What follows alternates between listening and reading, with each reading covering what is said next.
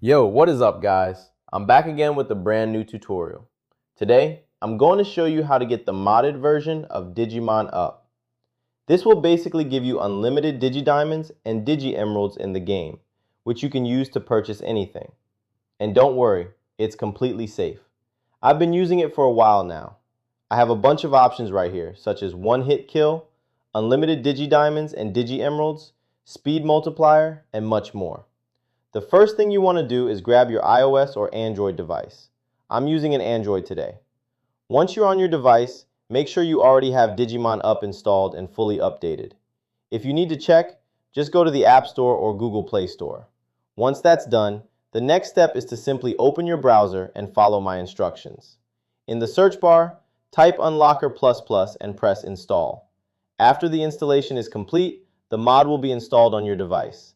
Thanks for watching. See you next time.